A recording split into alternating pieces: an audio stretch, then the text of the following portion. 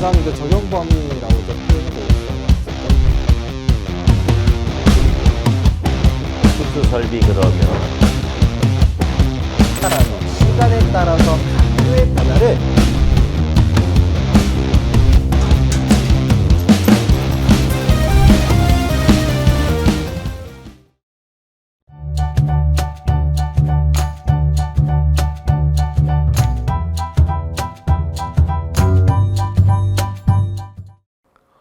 자, 안녕하세요. 오늘은 2022년 1회 3월 달이죠. 다음 달에 있을 제 1회 전기 기사 시험에 대해서 모의고사 겸 예상 출제 문제 뭐 이런 식의 형태가 되겠습니다. 그래서 한번 총 정리하는 과정으로 우리가 만들어 봤으니 여러분에게 도움이 됐으면 좋겠다. 이런 생각을 가지고 있습니다. 한번 우리가 이제 오늘은 제2과목 전력공학에 대한 형태가 되는데, 우리 전력공학의 형태라는 것은 사실은 전기 기사의 총 출제 범위가 되죠. 그래서 한번 이 전력공학에서 우리가 이제 마무리를 할 때 어느 부분을 좀 더 유심히 봐야 될 것이냐 하는 것을 한번 전반적으로 한번 확인을 한번 해봤으면 좋겠다 하는 것입니다. 자, 먼저 우리가 전력공학 그러면 그 시작이 어떻게 되느냐 하는 이야기죠. 자, 전력공학이라고 한다면 이렇게 그림을 그려서 한번 본다면 발전소. 자, 발전소 그러면은 우리가 가장 대표적인 것이 동기발전기. 자, 그런데 이 발전기라고 하는 것은 그 역할이 뭐냐 하면 전압을 만드는 것이 아니고 운동에너지를 전압, 즉 전기에너지로 바꿔주는 역할을 하는 거란 말이죠. 그래서 발전기는 항상 뭐가 됩니까? 회전축을 돌려줘야 되는 그 운동에너지가 받아야 되기 때문에 여기에 이렇게 이제 터빈이라는 게 있게 되죠. 터빈. 자, 그래서 이 터빈을 갖다가 돌려주게 되는데, 이걸 돌려주는 방법은 여러 가지가 있어요. 근데 액체를 사용한, 물을 사용해서 중력을 이용하는 경우가 있고요. 그래서 수력, 그 다음에 물을 끓여서 증기를 이용하는 방법이 있어요. 그래서 이때 물을 끓여서 증기를 이용하는 방법을 화력이라고 하는데, 물을 어떻게 끓이느냐는 거예요. 그래서 물을 석탄이나 석유로 끓이는 거를 우리가 이제 일반적으로 그냥 화력이라고 이야기를 해요. 그 다음에 물을 끓일 때 핵 반응을 이용해서 물을 끓인다 그러면은 이제 원자력이다 이렇게 이야기를 하죠. 그래서 평균적으로 여기 파트를 우리가 이제 발전공학이다라고 이야기를 해요. 발전공학. 그래서 발전공학 쪽에서는 뭐 출제 빈도가 그렇게 높지를 않아요. 높질 않습니다. 그래서 뭐 보통 이제 파트별로 뭐 수력에서 한 문제 또는 화력에서 한 문제 이렇게 나오는 경우 있고, 또 원자력에서 한 문제 이렇게 나오는 경우가 있는데, 그거는 조금 상황에 따라 달라지죠. 그 다음에 이제 운동에너지를 전기에너지로 바꿔서 우리가 살고 있는 도심지죠. 사실은 도심지, 무슨 시 이렇게 떨어질 텐데, 이 시를 우리 전기 쪽에서는 수용군이라고 그래요. 그래서 수용군까지 전기를 공급을 해주는, 보내주는 그 라인을 우리는 송전솔로다라고 이야기를 하고, 이 송전솔로가 이제 전력공학에 있어서는 핵심이다. 이렇게 볼 수 있어요. 그 이유는 뭐냐면 송전솔로가 건설하는데 비용도 많이 들고요. 그 다음에 전압도 높고, 그리고 그 차단기 할 때 그 차단 용량이라든가 뭐 차단이라든가 또는 송전 용량, 여기서 조심할 거는 송전솔로에서는 송전전력이란 말을 잘 안 써요. 잘 안 쓰고 송전전력이라는 말 대신에 정태안정도 이런 말을 쓰죠. 그래서 안정도라는 표현이 나오면 아, 이거 송전솔로구나 이렇게 파악을 하셔야 돼요. 그리고 나서 이제 우리가 수용군에 들어오게 되는데, 수용군에 들어올 때 수용군에서 사용하는 것은 배전솔로가 되죠. 배전솔로. 그래서 송전솔로와 배전솔로를 연결해주는 여기가 바로 이제 뭐가 돼요? 변전소가 되겠죠. 변전소. 자, 변전소 그러면 이제 가장 대표적인 게 변압기죠. 그러나 이제 일반적인 변압기가 아니라 삼권선 변압기가 돼가지고 조상설비 이제 이렇게 얘기가 되는 거죠. 그래서 요런 파트가 여기가 이제 송배전공학이다라고 이야기가 되는 거고, 그리고 이제 수용가에 들어와서 TV, 냉장고, 뭐 세탁기 이런 이제 우리가 실제로 이제 부하라고 얘기해요. 부하. 그래서 전등부하, 전열부하, 전동기 부하 이런 식으로. 그래서 이 파트가 되는데, 뭐 문제 출제 범위는 전체에 다 나오죠. 하지만 그 중에서도 가장 문제가 많이 출제가 되는 파트가 송전솔로와 배전솔로에서 출제가 많이 되고, 그 중에서도 또 송전과 배전을 비교하게 되면 그 중에서도 송전솔로가 가장 뭐가 돼요? 문제가 많이 출제가 되니까 이 부분에 대해서 조금 뭐가 됩니까? 여러분들이 관심을 높여주게 되면 막 그렇게 전력공학은 어렵지 않다. 막 이렇게 얘기할 수가 있겠습니다. 그래서 여기에 대한 그림을 제가 먼저 보여드리는 거는, 우리가 이제 문제를 제가 설명을 드릴 텐데, 지금 저 사람이 어느 부분에 대한 얘기를 하고 있구나. 이걸 알아야죠. 예. 그래야 조금이라도 여러분에게 피부에 가까이 와닿는다. 막 그런 의미에서 제가 한번 전체적으로 살짝 맛만 봤으니 이제 문제를 하나하나 풀어가 보자 하는 겁니다. 그래서 보시다가 이게 어느 파트에 해당되는 문제지? 라고 할 때 다시 돌려보시면 제가 요거는 어느 부분에 해당되는 겁니다. 여기는 어디에 해당되는 겁니다. 라고 얘기할 테니까 그걸 연관을 해가지고 이미지를 꼭 만들어 주시기 바랍니다.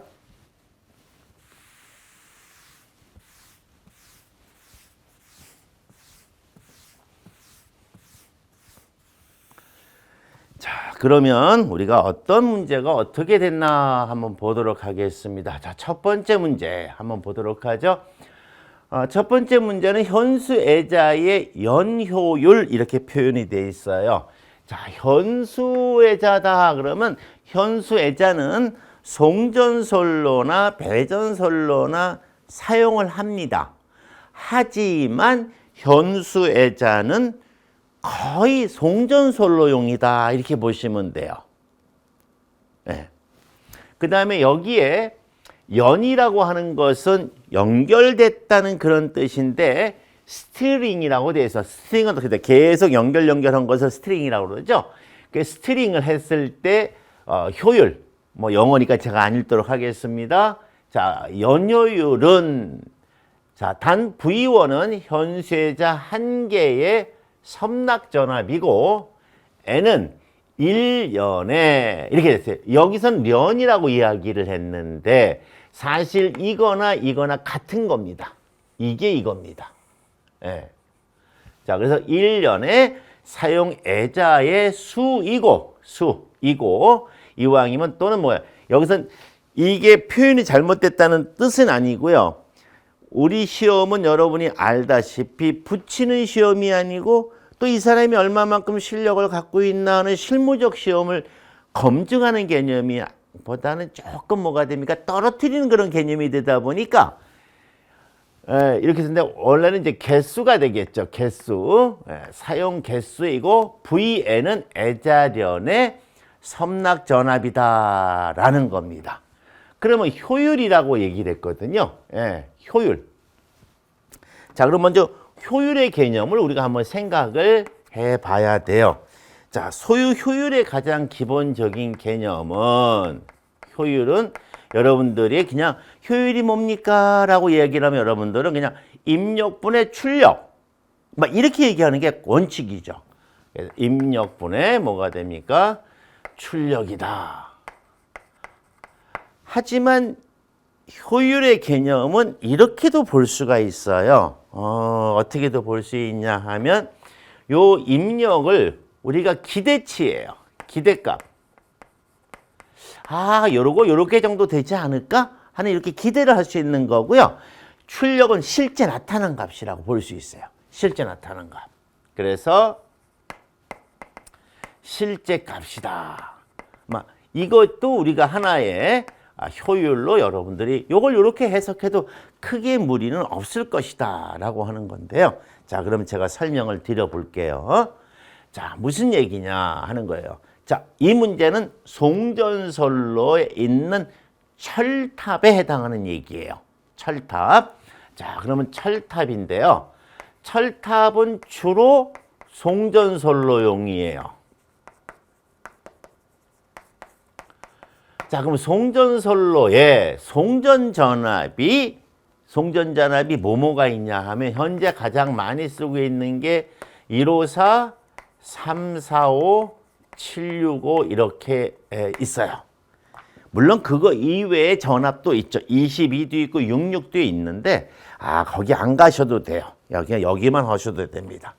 그러면 이제 이 중에서 하나 154를 한번 생각을 한번 해보자 말이죠. 자, 그럼 154의 철탑을 한번 그려볼게요. 자, 154 철탑은 이렇게 되어 있어요. 일반적으로. 자, 그래서 그림을 그리기가 편하니까 밑에다가 하나 그릴게요. 밑에다가. 그래서 여기에 현수의자가 이렇게 하나, 둘, 셋, 넷, 다섯, 여섯, 일곱, 여덟, 아홉, 열. 일반적으로 10개예요. 그리고는 여기에 전선이 이렇게 가는데 조심할 게 뭐가 있냐 하면은 송전선로에서는 전선이란 표현을 쓴다 안 쓴다? 안 써요. 네.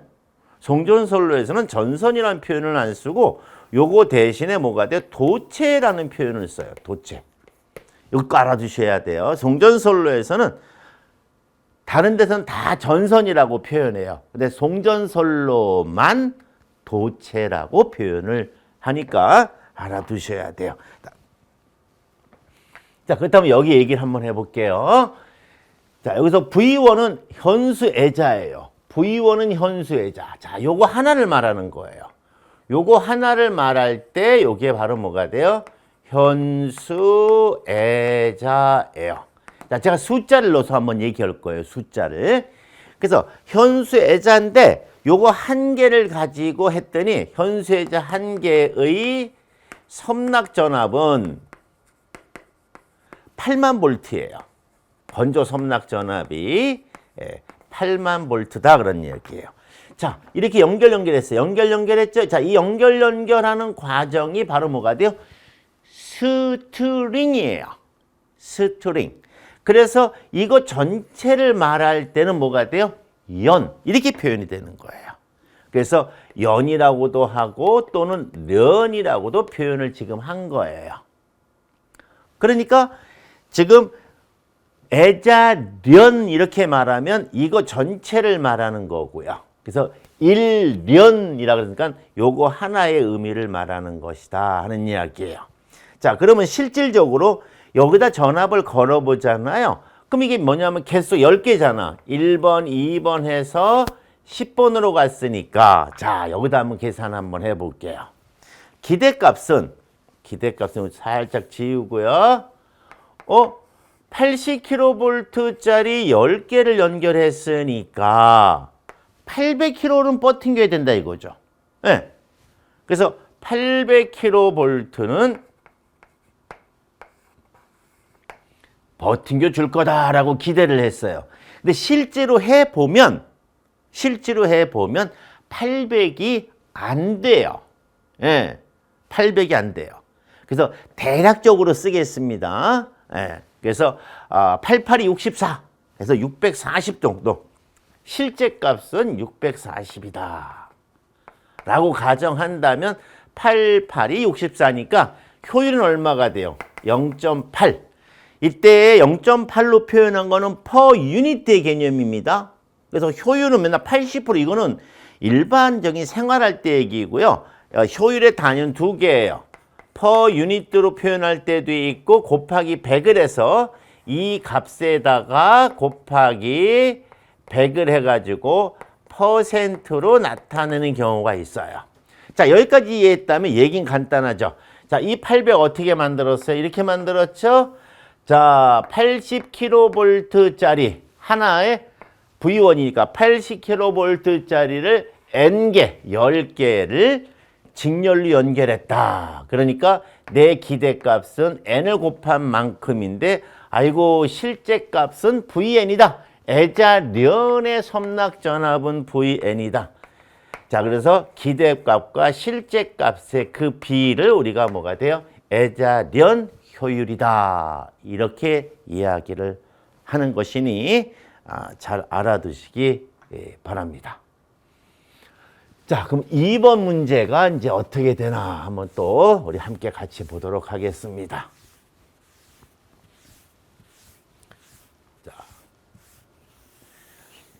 2번 문제는 교류 송전 방식에 비하여 직류 송전 방식의 장점에 해당되지 않는 것 이렇게 얘기했습니다. 자, 이것은 여기다가 이게 또 송전이잖아. 예. 자, 여기서 우리가 가는 건 설명을 제가 드릴 테니까요. 지금 현재 교류 방식은 아까 기본 개념 잡을 때 발전소 기억나시죠? 발전소. 자, 여기 발전기, 그리고 송전솔로, 그리고 변전소 기억나시죠? 자, 요렇게 돼서 여기에 이제 조상설비라고 아까 썼던 거. 요게 바로 교류 송전 방식이에요. 요게. 예. 그런데 직류 송전 방식은 뭐냐 하면 똑같아요. 단 여기에 이제 변압기가 이제 있는데 그 부분은 제가 뺐습니다. 여기에다가 요걸 쓰는 거예요. 정류 장치를 쓰는 거예요. 정류 장치. 예. 그래서 정류 장치를 써서 이 구간만 다시 뭐가 돼? 직류를 하다가 변전소에 거의 다 가게 되면 다시 이를 역변환을 시켜요. 예. 역변환을 시켜서 요렇게 들어가는 거죠.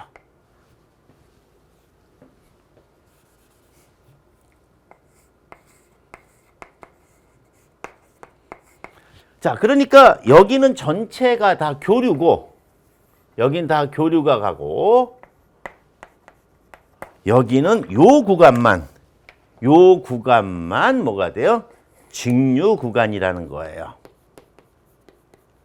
그 앞에 구간은 교류 구간이죠. 여기. 왜냐하면 직류는 뭐가 돼? 변압이 안 되잖아, 직류는요. 그래서 이렇게 된 거예요. 요렇게 됐다 이거야. 그래서 여기를 이렇게 교류로 쓰다가 이렇게 쓰는 경우가 이거 교류 송전 방식이고 요거는 직류 송전 방식인데 요 둘을 비교했을 때의 장점에 해당되지 않는 것 이렇게 얘기했단 말이죠. 그래서 먼저 첫 번째 기기 및 선로의 절연의 요하는 비용이 절연 비용이죠. 결국은 절연 비용이죠. 그런데 예를 들어서 요게 10만 볼트다 이거야. 10만 볼트. 그럼 얘도 10만 볼트고 얘도 10만 볼트다라고 할 때에 파형이 달라요. 직류는 시간 t에 따라서 높이가 계속 10만이야. 평균값이니까. 예. 근데 교류는 이 파형이 이렇게 가는데 요건 최대값이잖아요. 그리고 우리가 10만 볼트라고 말하는 이 값은 무슨 값이에요? 실효 값이다 이거야. 예, 그럼 실효값은 요건 실효값인데 실효값은 최대값에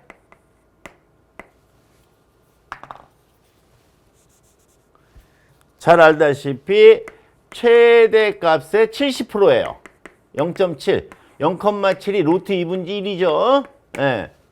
그러니까 우리가 말한 실효값은 여기서 말한 10만 볼트는 여기가 10만, 요 높이가 10만이라는 거예요. 그럼 실제 최대값은 얼마다? 그렇죠. 14만이라는 거야. 그러니까 같은 10만 볼트 라인인데 교류는 14만까지 전압이 순간으로 올라가기 때문에 여기에 14만의 절연을 해야 되고 직류는 그냥 10만이면 10만이니까 그게 어떻게 돼요? 교류를 하게 되면 4만 볼트 전압에다 순간 전압이 높아지는 구간이 많으니까 비용이 높아지겠죠. 그러므로 직류로 하면 절감이 되고 안정도의 한계가 없다. 이 말은 기억나나 모르겠네요. 뭐냐? 송전솔로는 송전전력이란 말을 잘 쓰지를 않는다라고 이야기를 했어요. 자, 그러면 여기 송전전력이 어떻게 되느냐라고 할 때에 안 쓴다. 있는 그림 그대로 놓고 할 거예요. 자, 우리는 송전전력을 안정도라는 표현으로 써요. 송전 구간에서는. 요 송전 구간에서는 안정도라는 말을 씁니다. 자, 안정도의 종류는 몇 가지? 세 가지가 있어요. 정태 안정도, 과도 안정도, 동태 안정도. 이때의 세 가지 중에서 정태 안정도는 이 라인에 요 송전솔로 요 구간이 가지고 있는 임피던스, 예, 임피던스로 나누죠. 임피던스분의 송전단 전압과 수전단 전압의 곱으로 가게 돼요. 그런데 이걸 풀었으면 R 플러스 J 오메가 L XL이라고 할까요? 자, XL분의 ESER의 사인 델타인데 뭐 빼도록 하고요. 문제는 뭐냐면 직류를 써버리면 요게 0이 되죠. 네. 그러니까 여기에 뭐가 됩니까? 정탄 정도를 보면 요단의 전압 똑같아요. ES 여기 ER일 때 여기에 뭐가 됩니까? ES 곱하기 ER의 요 구간에 임피던스 이렇게 들어가는데 R 플러스 JXL의 ES, ER로 들어갈 수 있는데 요게 0이 되니까 분모가 작아지니까 어떻게 돼요? 몫이 올라가 버리죠? 그래서 우리가 송전 용량을 증가시킬 수 있다. 이렇게 되는 거고요. 일선 지락전류 고장 시 요게 지금 표현이 잘못됐네요. 나중에 참조하도록 하세요. 여기까지가 2번이고요. 얘는 요게 3번이 되겠네. 3번. 일선 지락 고장 시 인접 통신선의 요도 장애가 적다. 맞는 얘기죠. 그 다음에 고전압 대전류 차단이 용이하다고 그랬는데 요게 안 돼요. 요게 어려워. 요게. 왜 그러냐 하면 자, 교류는 이렇게 갈 때 뭐가 돼? 전압이 가면 전류가 간단 말이죠. 자, 이렇게 위상은 따지지 않겠습니다. 이럴 때 전류가 제로가 되는 점이 있어요. 그래서 전류가 제로가 되는 점에서 차단할 수가 있고 그 다음에 전압이 제로가 되는 점에서 차단할 수가 있는데 그래서 전압이 제로가 되는 점에서 차단하는 것을 한류형, 전류가 제로가 되는 제로가 되는 점에서 차단하는 것이 이제 비한류형인데 직류는 여러분이 알다시피 뭐가 돼요? 이와 같이 시간 t에 따라서 전류의 크기도 계속 일정하기 때문에 전류 0점이 없어요. 전류 0점이라는 말은 전류가 제로가 되는 점이 없다 그런 이야기예요.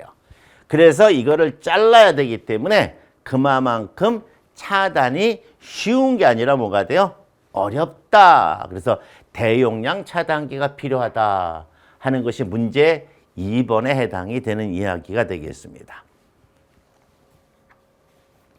자, 다음 문제 한번 보도록 할게요. 자, 3번. 선로정수를 전체적으로 평행되게 하고 근접 통신선의 유도장애를 줄일 수 있는 방법 이렇게 물어봤는데 이 부분은 그렇게 얘기를 안 하려고 해요. 이거는 송전선로나 배전선로나 다 적용되는 이야기예요. 그래서 이 선에 있는 레지스턴스 값, 또 이 선이 가지고 있는 인덕턴스 값, 이 선이 갖고 있는 캐패시턴스 값, 그 다음에 이 선이 갖고 있는 컨덕턴스 값, 이거를 우리는 다 모아서 뭐라고 얘기를 해서 한꺼번에 싸잡아서 얘기할 때 선로정수 이렇게 얘기를 하죠. 요것만 얘기할게요.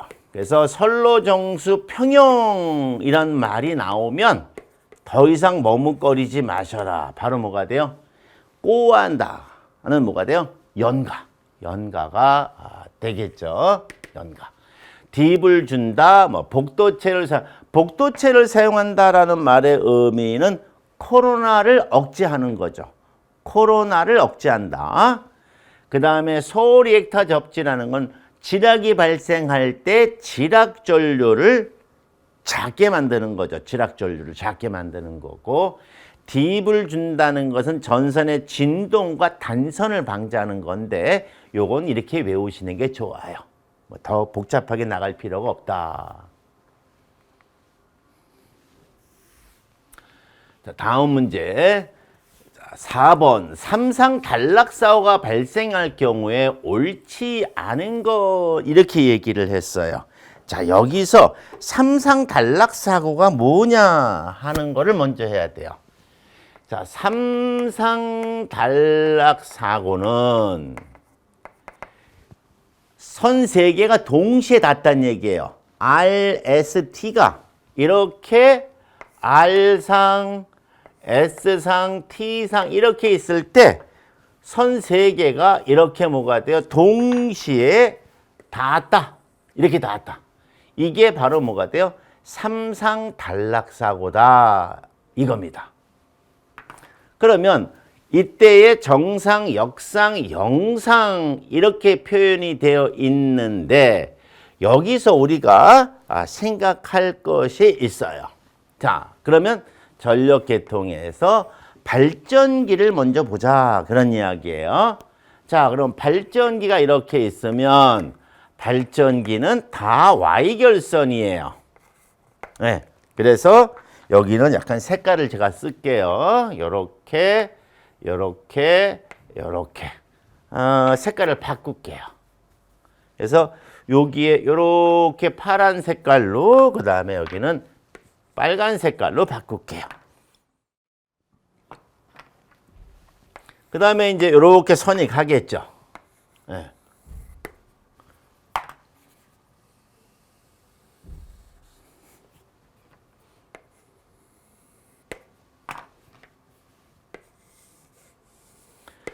자, 요렇게 돼서 여기에 이제 철탑이 매달려. 철탑뿐만 아닌데 내가 그냥 이렇게 철탑만 그림을 그려놓은 거예요.